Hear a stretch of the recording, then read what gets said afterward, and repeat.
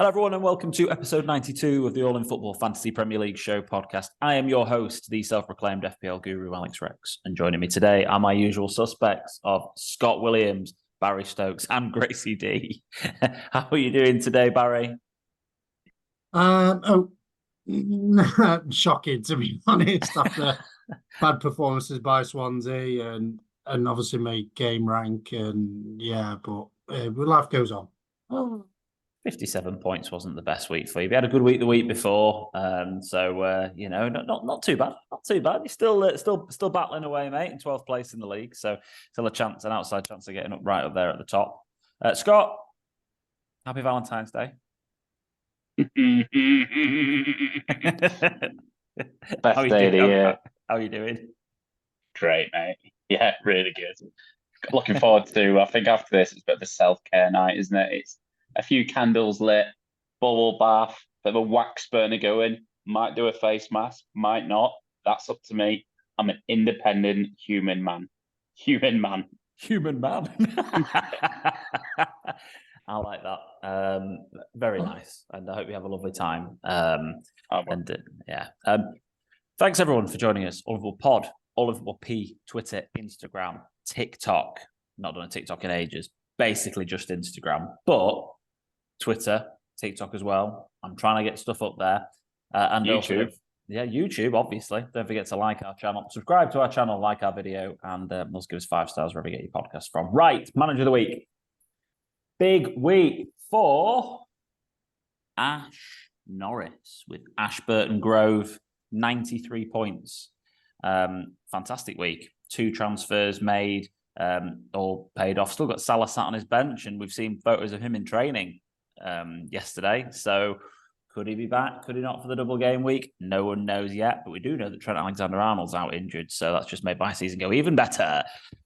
So Areola in goal with 0 points, Matty Cash with 0 points. We've got 93 points off the rest of these players. Gabriel, Nathan Ake, Cole Palmer, who didn't turn up till 90 minutes for FPL points. But great injury time for him. Karasaka, Luis Diaz, Scott, the legend McTominay. What a guy. Anyone who's got Scott McTominay in the team, I support them. Well done, Ash Norris. You are a lad, even though you're an Arsenal fan. Erling Haaland captain, Ollie Watkins, and Julian Alvarez up top. So well done to yourself, Ash. Quick look at the league, because he asks me every week to give him a shout out. Callum Burnett, still top of the league, 32 points clear of his very good friend, and I'm pretty sure he was the best man at his wedding, Ali Farrell. So 2 very good mates at the top of this league, battling it out to see who's going to win. Marco still there after a couple of really good weeks, 83 points again. Richard Kirk still hanging on, doing well, right near the top, only 40 points off the top. And then we've got this man, Sandeep Unjan, kind of all on his own in 5th place, but still with an outside chance of getting up there. Lads, this week, triple captain time, is it? Maybe a bench boost. Oh, thanks, Baz, for the segue. I appreciate it. I've had a few people ask me this week, should I bench boost or should I triple captain? Well, let's have a look at the FPL Hub prediction tool. And this week, we've got the highest predicted points of the season for anybody. It's Erling Haaland's double game week. Now, the AI, which did predict our differential draft teams to within basically a point last week, say that Erling Haaland is going to get 17 points this week, which is the highest amount by quite a long way this season. Kevin De Bruyne at 12.2. Darwin Núñez up there at 11.4. And then we have got Ivan Toney, Diogo Jota. Look at that. Darwin predicted to get more than Jota. 5.7. That's an interesting one. But yeah, lads, we sat there with the triple captain on Haaland at the moment. Scott, have you activated it yet? No, I've not activated it yet. I've been doing my spreadsheets, doing my calculations, get some algorithms going, and yeah, I've obviously not looked at fantasy football since Friday or Saturday morning. Yes, my triple captain will be on Haaland. Obviously, he delivered last Saturday. He seems to be less of a rotation risk than De Bruyne, because I think they've got more options in that midfield area. He didn't score last night, but he had chances, and he looked good enough for me. So yeah, I'll be slapping that, and he's got a big return in him coming. I think he's overdue. So yeah, he's getting my triple captain. Do you? I mean, I didn't watch any of the Champions League last night. So how did City look generally? I think was it 3-1 they won. Yeah. Who scored and stuff? I don't they look I don't think about it. No, they look decent. It was a typical City performance. Copenhagen's goal came from a rare Edison error. He just kicked the ball out to one of their players, and then what happened was a few chances, and then the guy banged the beauty in the top bins. Okay. So yeah, City dominated the whole game. There was lots of chances in the final third. De Bruyne's was a bit of a lucky first goal. It was a bit of a cross for me, but he just ended up basically passing it into the bottom corner. Bernardo Silva's goal was brilliant, by the way. If you've not seen it, watch it. It was such a good finish. And then the crucial one, basically last kick of the game, if not last couple of minutes, Phil Foden again, continuing some decent form the last few weeks, getting a really crucial 3-1. I think at 2-1, even at City, weirder things could happen. Copenhagen had a good Champions League season, as you well know. Yeah, unfortunately. But I think 3-1, that was such a crucial clutch last minute goal. Means they could probably get an early goal in the second leg and take the foot off the gas a little bit, rest some players.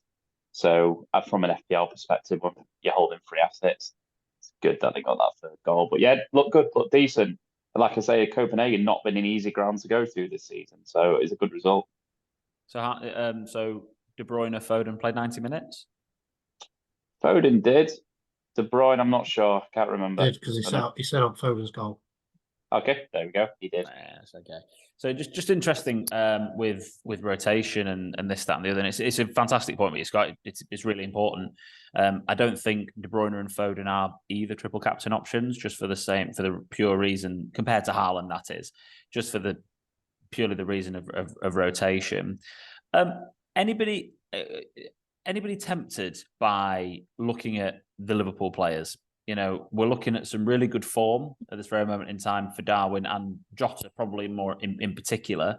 They've got Luton at home and Brentford away. So I know they're not Chelsea and Brentford, both home games, but at the end of the day, they have got Luton at Anfield, which should still be a very good game for them to get some points. And then, Brentford away, and Brentford haven't exactly looked good generally this season at all. Don't get me wrong, we all know that Tony, it kind of doesn't really matter who the opponents are for Tony to get goals, but I think defensively they've looked pretty poor. As a differential shout, could Jota or Darwin be an option, Baz? Tried that last week. The wheel spun and landed on Jota, so I trusted the wheel. He did deliver, but not as much as Haaland did. Yeah. But yeah, I think it's a good option if you want to play catch up. I would obviously go for Jota more because potentially you'll get a clean sheet, hopefully against Luton at home. You'd like to think, but Luton are quite free scoring at the moment. Whereas Darwin he's looking a threat quite a lot recently. He's starting to look a bit more of a complete package of a striker. He's starting looking a bit more clinical. He's not snatching it. I think he needed that goal to get his confidence up, and he looks like he's a confident player. So with me, it's worth a shout, but I don't think I'm gonna risk it this time, unless the wheel told me otherwise. I think that one thing to point out for Darwin is that he's only got 2 double-digit returns this season, and he's featured in pretty much all the games. Like his returns, and that was a 10-pointer and an 11-pointer, a 1 at home to Nottingham Forest and the 11-pointer away to Bournemouth. He's just kind of been quite consistently returning, but not on a higher level. Whereas someone like Jota obviously has been out injured for quite a while. He's got that 19 points. I mean, he's had 2 double-digit returns as well this season, but obviously he's missed a lot of it with injury.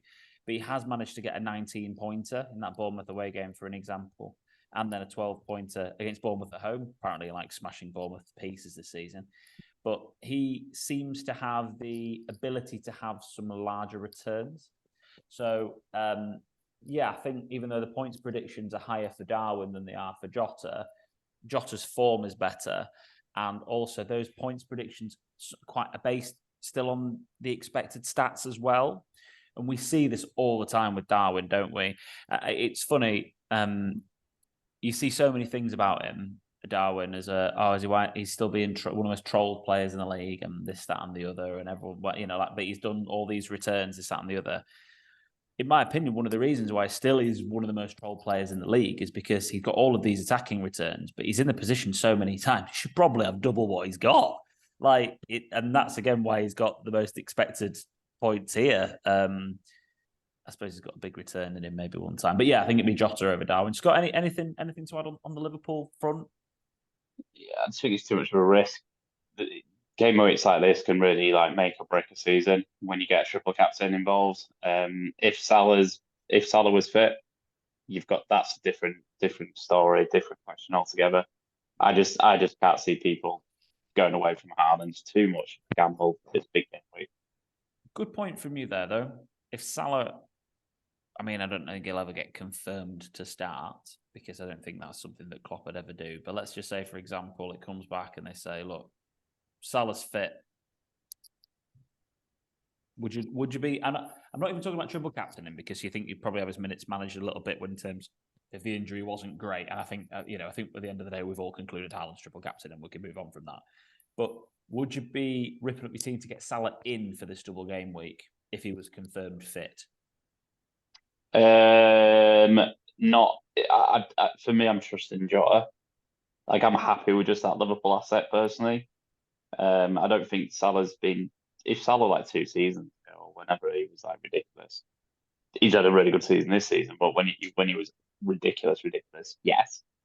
But he's come from a really disappointing African Cup of Nations where he was injured after the first game. That's going to have taken a toll on him. He's going to be he's going to be absolutely devastated after that. So yeah, I wouldn't be ripping my team up if they didn't have a Jota, someone in Jota, but also in form as well. Mm-hmm. Yeah, probably, but no. Even though we know Salah 20 minutes against Luton and 60 minutes if he starts the next game against Brentford, that's all he needs. That's 80 minutes. That's not even a full game, but that's all he needs to get some real returns. But for me, I'm happy with an informed Jota. And just so everybody does know, I think in terms of the best opportunity to have a double game week where somebody's going to have decent fixtures, there kind of really isn't one. I think City was maybe if they get through to the semi-finals of the FA Cup in game week 37, projected it'll be Spurs away and Fulham away. So realistically, I think at the end of the day, we're looking at this being the best opportunity for the triple captain to be played to maximise it. But let's talk about the bench boost because let's have a look at some of the fixtures that are going to be taking place this week. There's obviously people out there that have used the triple captain already. So there are options for bench boost. That's really annoying, but that's because it's just going over because of the double game week in terms of the size of the screen. But there are other options in terms of double game weeks. I think projected game week 37 is going to be the biggest double game week. And it's probably going to be the double game week that's going to have the most teams in it that are the bigger teams. So you've got teams like Liverpool. I've just told you what City's double game week will be. But Liverpool's will be probably Villa away and Fulham away if they get through to that stage in the Cup. Man United will be Arsenal at home and Newcastle at home. We're looking at that as a double game week, which isn't the easiest in the world. Newcastle play Brighton in game week 37. The fixtures aren't great, so this could be a possibility for a bench boost if not. So we've got Brentford against Liverpool, Burnley against Arsenal. A deadline, by the way, is 11 o'clock on Saturday the 17th of February. Fulham, Villa, Newcastle, Bournemouth, Forest, West Ham, Spurs, Wolves, Man City, Chelsea. We've got Sheffield United, Brighton, Luton, Man United, Everton, Palace, and then Tuesday, Wednesday next week, City, Brentford, and Liverpool, Luton as a double game week. I'll ask you, Baz. Mhm. If your team right now, let's just say, I'll get it up on screen for everyone as well. Let's just say that you'd use your triple captain. Would you potentially look at using the bench boost? 100% yes. I think with my players that I've got, and Archer obviously started as well and scored, and he could have scored a few more as well. He missed an absolute sitter before he scored. He Um, did. Oh yeah, he did. That was a really bad yeah. miss, that wasn't it? So, yeah, he's at home against Brighton, and Brighton are quite leaky in defence. So I think near enough all of them games I've got, like Everton at home against Palace, and obviously Palace is they don't look like scoring apart from a worldie from Lerma, or could say mistake by Petrovic because he reacted a bit late. So most of all them are either double game week players or they've got a really nice fixture where I think they could potentially haul. And if I'm regretting it by triple captain Haaland and he only scores a few many, but then I've got so many on my bench, I'll be like, I should have bench boost, shouldn't I? But that's obviously the coin flip you've got to take, because as you were saying earlier, be triple captain. When you're going to use that further down the line, are you going to use it for that Solanke at game week 27? Is it 28? So are you going to risk that with a Solanke who goes in out of form, or are you going to use a Haaland where he's a goal machine? So it's one of them. If I haven't used it, like I said, I'll be 100% using my bench boost because Archer's just started again. I'm quite happy with my team. I could just roll my transfer over and have two for next week to manage the players that obviously are blank. But I think I only need to do one transfer to sort it out anyway. So it's one of them where do I need to bring someone in to look at maybe potentially bench boost, upgrade Archer maybe, but I don't think I've got that much money in the bank to do so. And Archer's just scored, so it's highly unlikely Chris Wilder's going to drop him after scoring, and he looked frightening as well. He torn Osho a new one, so yeah, he looked quite frightening. So yeah, for me, and I'll be bench boosting if I hadn't triple captained. And just to wrap up on the bench boost side of things, at the end of the day, if you've got a fantastic bench, there will be double game weeks later in the season where more teams will be doubling. Game week 34 and game week 37 are the two doubles. Game week 34, if you've got some of your weaker teams that are doubling, you might be on your bench. They might be great. I don't know. Like, it's just there's a lot you could consider, and we don't know what those game weeks are going to look like yet. So if you've used your triple captain already and your bench looks good this week, don't look a gift horse in the mouth. I think why not? It's a letdown chip as well, isn't it? A lot of the time, yeah. I think like you need to get really lucky to do well in it. I think I barely get over 10 points off the bench. If you can, I always think like if you can get like, I don't know, 6 fixtures out of your bench boost, then even if they all blank, it's 12 points in it. So if you've got 2 players doubling, let's just say they all just get 2 points each. One player maybe gets like a yellow card and whatever, and you might get 1 assist or 1 goal. Like, you're probably going to get somewhere between 20 points is an amazing bench boost, really, generally.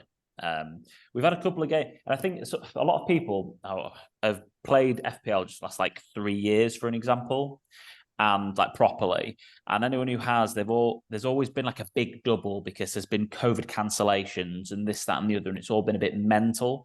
Like before this time, generally, your complete rule of thumb was you would free hit in the rubbish blank game week in, let's say, game week 29. You'd wildcard in 31, 32.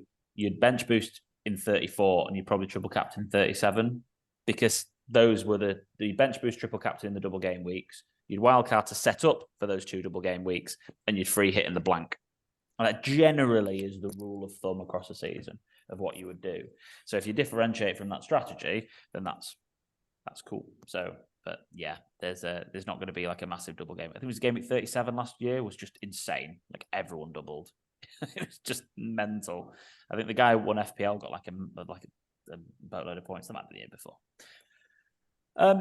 Let's let's talk about your team, Baz. So we just need to we'll have a quick chat before we look at captains and then our differential drafts. We're just about a little bit of planning for blank game week 26 and blank game week 26 and blank game week 29, and then obviously there's double, and how we're looking at navigating this period of time.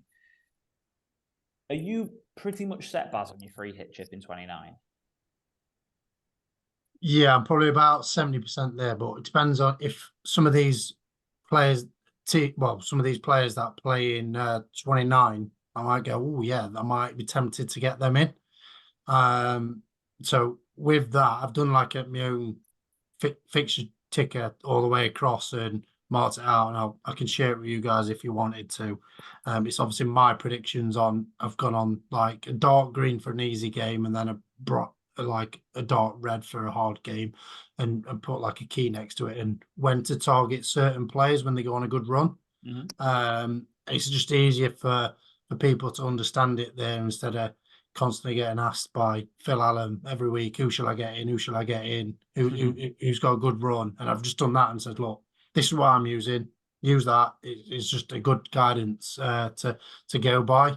Obviously, it's my take on it. So I've gone like some games where I think might be a 50-50 chance. I don't know who's going to win. That's just a yellow.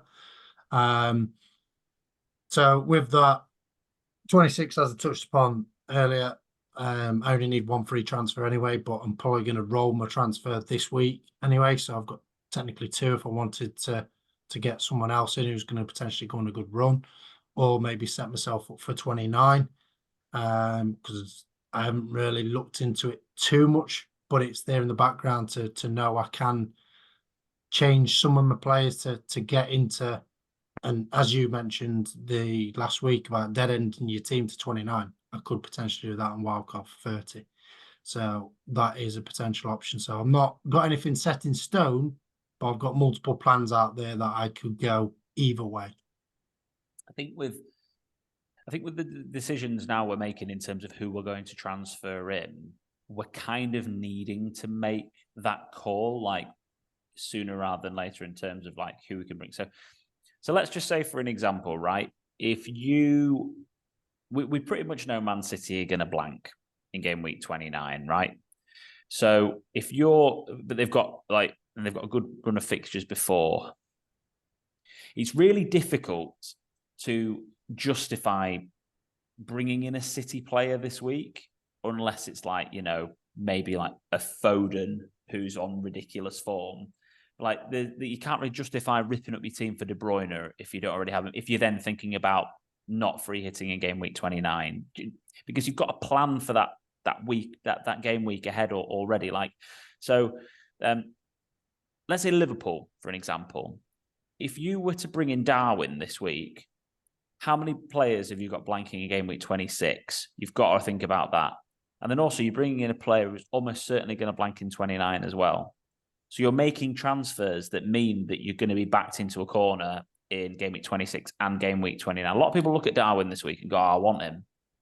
But if you bring him in, just got to bear in mind how many players blank. So you're not going to bring him in if you're planning in dead ending your team into 29 and then free hitting wildcard in game week 30. He's not the sort of player you would bring into your team. Whereas the sort of player you bring into your team this week is maybe a Moreno, if you've got Trent and he's injured, because he's got Fulham, Forest, Luton, Spurs, and guarantees to play in 29, and also has a good fixture in game week 30 with Wolves at home. So a Moreno or a Watkins, or even like a Douglas Luiz who delivered again this weekend, like that sort of player you would be looking at bringing into your team. You've also got to look this week at someone like Ivan Toney. I know his fixtures aren't the best with West Ham away. I mean, West Ham, to be honest, haven't looked great, have they? So let's not worry about them too much. But they have got Arsenal away. But it doesn't really matter for Toney. But if you're looking to bring in a double game week player, but also brings it to an end, he's the sort of player that you would look at to target to bring in. So you've got to have these things in your head. I think West Ham as well have got good fixtures. Like I know they've got Villa at home. But look at someone like Bowen or Kudus or someone along those lines if you're wanting to bring in like a cheaper player. But if you're planning again at making sure that you don't want to use your free hit in 29, again, one of the teams that's quite difficult, unfortunately, is Spurs. But if you don't have a bunch of players blanking in 26, well, then making a move for a Spurs player this week actually is no bad move. Like, you need to make one transfer to sort your team out, Baz. Let's just say someone's got 3 players that blank in game week 26 already, and they've got, like, I don't know, an injury problem or whatever else. So you want to bring in a Spurs player. Let's say they've got Trent. Well, you could bring in, and he's already blanking in 26. We could sub him out for maybe an Udogie or a Porro. He's going to play in 29. If you're planning on not free hitting in game week 29, you've got to have these thoughts all going through your mind in terms of your plan. And this is why, Scott, when we talked about this last week, the simplest thing in the world, if you're not going to bother, like, you're just going to free it in 29, because you've just got to think, you've got to think too much about, and you also got to guess what the outcomes are going to be in the FA Cup. So Yeah. I think yeah, sorry. Yeah, I was just going to say, I think from like a really simple perspective, I absolutely agree with that. And just looking ahead, like, if people don't, if people are team me, look, 1, maybe 2 weeks ahead, just make sure this week you're not bringing in you're not bringing in a player. Just all we got to do is count how many players you'll have blank in 26. Yeah, and just be mindful of that, because someone like a Cole Palmer, for instance, not a good fixture this week away at Man City, then blanks. For me, someone like, I don't know, like a Bowen, like you said, or like a Wolves midfielder, someone that's not going to blank in 26. Or obviously Man City assets, if you can get one in, because they're still super strong. But yeah, the simplest thing is, because it's tough as well, isn't it? Because, like, you've got your big teams. You got Man City that's got 3. A lot of people have 2 or 3 players. People have 1 or 2, every 3 Luton players. People might have a couple of Liverpool players. People have got a Spurs and a Chelsea asset. And everyone but Man City blank in 26. So just be mindful. People like me that look 1 week ahead, look 2 this week. You've literally described my team. I've got Porro, Palmer, 2 Luton and 3 City, and 2 Liverpool. Like, that's why I have to make sure that I don't. I mean, I'm probably going to field 10 players in 26, but that's deliberate because I wanted to maximize 25. But then Trent got injured, so I mean, I've had, and it's just a real pain, because in terms of team structure, you have to have a specific team structure to fit Trent in your teams. He's so expensive. And I've done it. So I'd have this week, and then it's kicked me in the balls again. So I'm going to have to sort out my team structure. But that's the sort of thing, exactly what you're saying. You've got to pay ahead a weekend. So, I mean, for example, your team, Scott, you've got 1, 2, 3, 4. You've got 5 players blanking in game week 26 at the moment. Yeah. So you, this week, if you want to make a transfer, you can't bring in another player that's going to blank in game week 26. No. You've got 3 City anyway, so that's fine because they play in 26. But let's say, for example, Liverpool, you've got Jota and Tsimikas. Well, yeah, maybe in an ideal world, you might have wanted to bring in Darwin. You don't with your team. You've got Adebayo and Watkins, so you're not going to do Darwin anyway. But let's just say, for example, Darwin was a player that you were thinking about. Well, he's not going to be someone you're going to transfer in this week. Definitely not. No. And that's trying to be the simplest way that you put it. Even when you look at Cole Palmer, City away, and then he's got a blank. Well, some people would have looked at maybe Ross Barkley this week or something like that. But you're not going to do that, because again, he's going to blank in the week after. Have you got 2 frees this week, Scott, or 1? 1. I don't think I've ever had 2 frees, mate, all season. Well, I think this is probably going to be the week you do, isn't it? Into next week, I'd have thought. Yeah, I think so. Yeah. Yeah, your team looks pretty set to roll a transfer, considering Gordon's fit.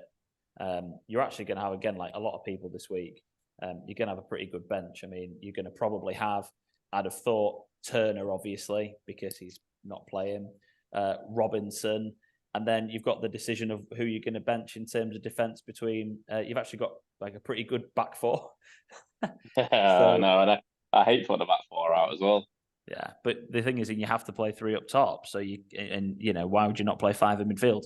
So it's going to be difficult. I mean, you might end up you're going to bench Cole Palmer. You might have Robinson, Palmer, Turner, and then one of your other defenders. maybe Bellu's got a double game week. That's how hard it is. Like, it's a difficult one for you this week. But yeah, but that I just wanted to discuss that and how everyone's going to be thinking ahead about how we're going to navigate it. Let's do captains, then we'll do our differential draft. So captains for the week. Let's talk about Haaland being our triple captain. There we go, done. Differential draft. Is that move on? Let's look at Team A. That can only be Baz's with Harvey Elliott in there. Yeah, that's it. We've all gone big on doubles, haven't we? Of course we have. We get excited. So I've took the gamble, and I think Steele potentially is going to start. I thought he looked all right against Spurs. So I thought he's going to potentially start over the Bungard. Then I've gone for Stones. I thought obviously I think he got a bonus point. So I thought he's going to potentially start. Maybe, hopefully, two of them. But I've gambled on him at 2.7. Gone for Harvey Elliott. I thought game changer coming off the bench. I thought he's looked quite good in some of the balls he was putting in. I just rate him as a player, to be honest. Bernardo, did he come off injured, Scott? Yes. Did he? I didn't see it. I know Grealish came off injured. I know it looked like he had a flag this morning when I checked when I was doing these teams. Oh, it's unlucky. He was brilliant last night, by the way. So I've got Bernardo Silva, as Scott mentioned. He's looked quite brilliant for the last couple of game weeks. So, and obviously, as Alex mentioned, Tony can score in any game. So he was my under 10 striker. So yeah, like it. Looks like a good team. I've not looked at the predicted points yet this week, but I think that'll be predicted good numbers. I've gone for Kaminsky in goal because he's got a double game week, and I think he'll get some save points from all of the shots he's going to be facing. I think he's going to be absolutely. And you needed under one. I need an under one player, but I think he's going to be absolutely peppered with shots this week. So I'm hoping even if he concedes a few goals, he'll get a few save points. So let's hope that happens. Canate at the back, he's back from suspension. I feel like he's probably going to play a double game week at least. I think he'll probably play both, if I'm honest, but who knows? Doku, I'm just going because I think he's got quite a high ceiling. I think he's one of those players that might only play once, and he did have that one game week earlier in the season where he got really high numbers, and I just feel like he's got that week in him, so thought I'd gamble on him at 2.3%. Barkley, yeah, why not? Double game week, seems to be in a bit of form. And then the form man right now for Man United with that massive win over Villa is Rasmus Højlund up top, who scored in his last 5 consecutive games in the Premier League, I think it is. So why not make it 6 against Luton away? So I think he's looked super, super sharp and linked up really well. And when Rashford went off and McTominay came on, that Garnacho, McTominay and Højlund with Bruno behind and Kobe, and it worked really well. So that's why I went for these. And over to you, Mr. Williams. Okay, yeah. So Henderson in goal. I think he was the only keeper that was left that plays. Gvardiol wanted to get City assets in. But easy keep 2 clean sheets. He's injured now, isn't he, there, Gvardiol? Yeah. Oh, is he? Brilliant. Yeah. Out for 3 weeks, I think now. Fantastic. So yeah, that'll be me. I've run really well in these 5-5 things this season. Jesus. Robertson injured, just heard, so he'll be out. For all listeners, he's not. Yeah, very important to point out. He's actually someone you could look at bringing in if you have enough players in game of 26. But yeah, so go on. Yeah, Diaz. Wanted that attacking asset. He's under 10%. Knock him. Yeah. And my boy Adebayo brought him in this week for Archer. That went well. Same move, mate. Yeah. But both did that. Archer then played and scored. I was like, you've got to be kidding. like you make that transfer and then gives you a blank player in game week 26 as well. It's just like, wow. I'd have just kept Archer and Solanke to Darwin as well. If I'd have known like Archer was going to start. But anyway, never mind. So you've only got 4 players playing, Scott, and one of them's Dean Henderson in goal, so no one knows what's going on with Palace. But your other 3 players, I've got to say, I think Robertson, Diaz, and Adebayo are good players in for this week. Who do you think wins, Baz? Probably Guy Ferguson. He's beat us twice. Whatever Guy picks, I'll probably win. Guy from over the pond. I like to say mine, to be honest. I think it looks quite good. But I think the only issue is obviously Bernardo potentially might have an injury. Yeah. I don't think Stones plays both games, and the rotation risk with Steele. But yeah, I would agree. I think your team's if Steele starts, I think Stones might only play 1, like you say, but I think there's a good chance that you have the opportunity to win that one. And Scott, I do actually think that your team. I think my team's the worst team. Yeah, I think I'll win. Yeah, who knows? Dean Henderson waiting on a miracle. Yeah, we won't sing. I think that's it. So it's done. Let me do the outro. Thanks for joining us, everyone, today. To follow us on our social media platforms, our pod, our P, Twitter, Instagram, and TikTok. Do not forget to like our video, subscribe to our channel on YouTube, and give us 5 stars wherever you listen to your podcasts. And thank you for joining us. Scott, thanks for joining me this week. Yeah, you're welcome. I'll go run my bath. Have a lovely, lovely Valentine's night. Barry, if you're there. He's not, he's gone. he's had to go be a dad. And thank you very much from me. And that is, oh, here he is, Baz. He's waving. He's giving us a wave. Thanks for joining us, Baz. And it's goodbye from me and goodbye for now.